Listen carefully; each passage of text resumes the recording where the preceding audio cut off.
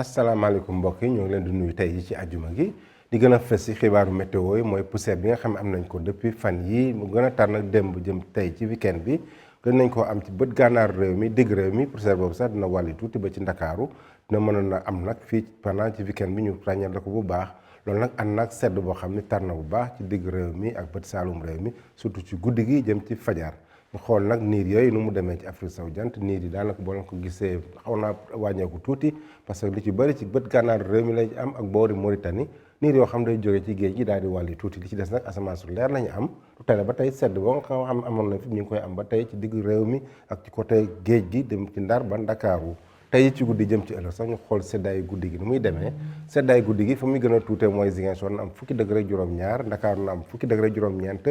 ñaar fukki degré ñett ñu am ko ci gox-goxaan yu bëri taw gàddu ñu ko am fële ci Kédougou mu am ñaar fukki degré juróom-ñaar ak asamaan soo xam peneen saay mu niis peneen saay tam niir yu demee noonu ñaar fukki degré benn ñaar fukki degré ñaar ñu am ko ci gox-goxaan yu bëri diggante Matam ak Bakel ak niir yoo xam ne nañ ko am bu baax ci bët gànnaar bi bu ñu demee ba ci bëccëg gi nag ñu xool bëccëg bi muy demee ci wàllu seddaay wala tàngaayu bëccëg bi Ndakaaru mooy am ñaar fukki degré ak ñeent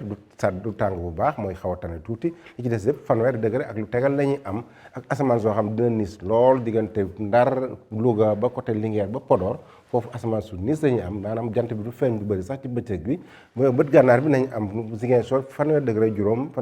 benn Sédhiou fanweeri degré juróom ñett ñu am ko fële ca Kolda foofu sax mooy gën a tàng ci bëccëg gi moom ak Kolda ak Tambacounda mu am fanweeri degré juróom-ñett Bakel am fanweeri degré juróom-ñaar fanweeri degré juróom ñu am ko fële ca Kédougou ak asamaan soo xam pareen saay mu niis pareen saay mu leer tamit à part bët gànnaar bi nga xam daal niir